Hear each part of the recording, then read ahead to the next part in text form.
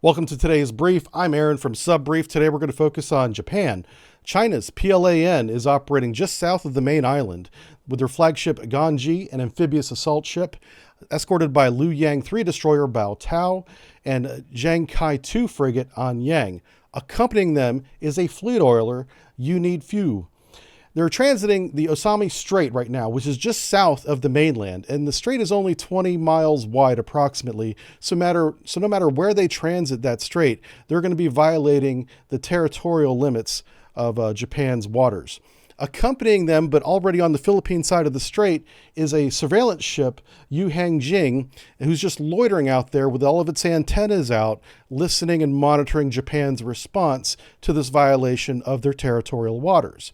When Japan did not do an overt response, like a flyover with airplanes or an investigation with their self-defense force, China then launched a Z-9 helicopter that flew within 40 kilometers of Kasangaki Islands. That did trigger a response of both the Air Force and the self-defense force that was then monitored by the loitering intelligence ship. The fast attack craft JS Shirataka is the ship that responded to this. So that's happening right now. If anything comes of this, we'll expand on it, but this is just more belligerent activity by China choosing the closest point to Japan to transit into the Philippine Sea instead of any other transit area that they could have gone south of this, which would not have violated territorial waters. Also around Japan, Russia has 2 flotillas deployed at the moment. So Japanese destroyer escort Jintsu is monitoring to the south, or just off the coast of Taiwan, 2 Russian corvettes, the Sovrashiny and the Kromatsky.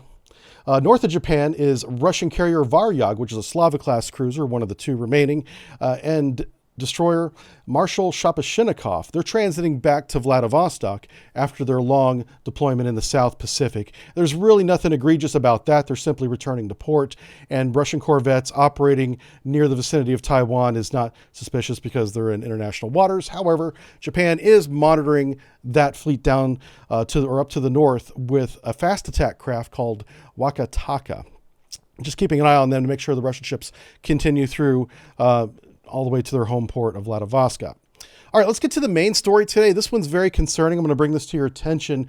The Government Accountability Office has investigated the Navy's Shipyard Infrastructure Optimization Program, and its findings are very concerning here.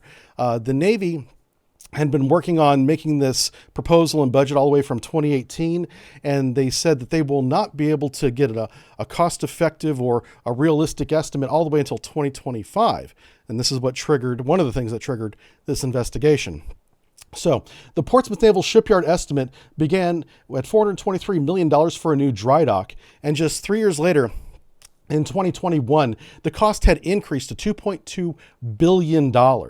And that's because the GAO found there was no independent cost estimate, or ICE, which is the most reliable method for validating cost. The Navy simply did not do that. It appears as if they went to the shipyard, Portsmouth Naval Shipyard in Kittery, Maine, and said, how much is it going to cost to build this with all the concrete and steel that you're going to need?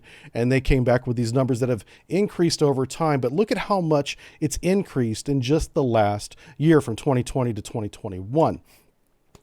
So the baseline cost for the dry dock rose 300% in that year, due in part, the investigation found, due to lack of competition. So this is not inflation. This is profiteering and corruption, raising the price in a very short window of time, 1 year, over 300%. And out in Hawaii, they're building a dry dock out there as well, and that cost comes in at $3.6 billion now at time of this recording. So in 2023, the Navy is requesting a combined $5.8 billion to finish these dry docks, to even start them. These haven't even begun yet.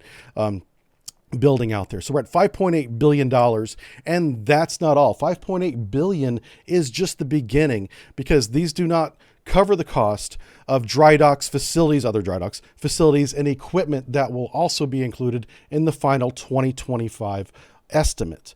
So in 2025, what the Navy is going to do is provide Congress with a breakdown of all the cost by shipyard and by project in the shipyard. And we already have a couple numbers here for the dry docks, for example, $3.6 billion out in Hawaii, $2.2 billion in Kittery, Maine. And we have one number of $16 billion estimated for all the projects that are going to be done in Pearl Harbor. And that is an increase from $6.1 billion just 3 short years ago, a total increase of 162%. And this is the Navy's formal response. They're saying supplies like concrete, diesel fuel, and steel are all up over the past couple years, but none of these increases come anywhere close to the 300% increase we're seeing in some of these estimates. And that's why this is more of a concern about corruption and profiteering than it is simply saying, hey, of course, inflation is a factor in this. Of course, it's a factor in this, but the cost is much higher than just inflation. So those of you dismissing this as an inflation problem are not seeing the full picture, and the Navy and the people spending this money are happy that you're doing that. And that's why I'm making this video. So another poignant statement that the Navy made that they tried to bury in the middle of this paragraph is that the United States Navy, the reason why this cost is so expensive, hasn't built a dry dock in 40 years. Nobody left in the Navy right now has ever built a dry dock. We don't know how to do it. They have to hire outside experts that can build these dry docks and pay them whatever their fee is. And that's adding to the additional cost here. The Navy's other response was this money, that this $5.8 billion that we're asking for today does not include dry dock survivability studies. Nope, that cost is going to go up. Relocation and procurement of equipment is not covered. Upgrades and reconfiguration of utilities and roads not paid for in this estimate. Environmental remediations and building foundations for surrounding buildings supporting the dry dock not in the estimate. So this is not even the total cost for the 2 dry docks that we're talking about today. And the Navy excused itself for its rapid increasing cost and not seeking other proposals, other competition to help bring costs down because, quote, it is standard Navy policy in developing various estimates, and naval facilities does not typically conduct independent cost estimates. In other words, it's their policy in the past to never have done that. That's why they didn't do it this time. We don't even have the total bill yet because Puget Sound and Norfolk shipyards are not included in this. This is a gross waste of money that should be fully investigated by the Department of Defense Inspector General, not just the Government Accountability Office. One of the reasons why this is an egregious waste of money is not that we need the facilities, because we do. They're using the facilities as an excuse for rapid, unjustified cost that deserves further investigation. Criminal investigation, in my opinion. So I would encourage all of you to please click the link in the description that will take you right to the Inspector General's hotline complaint web form that you can fill out and bring attention to the Shipyard Improvement Optimizations Program's apparent corruption. Hey Gene, did you see that new Barbie movie's coming out? Yeah, they banned it in Vietnam. They banned it in Vietnam because in the movie, they have China's 9-dash line on a map, and that violates the territorial claims of Vietnam and is illegal as of 2016's international court ruling.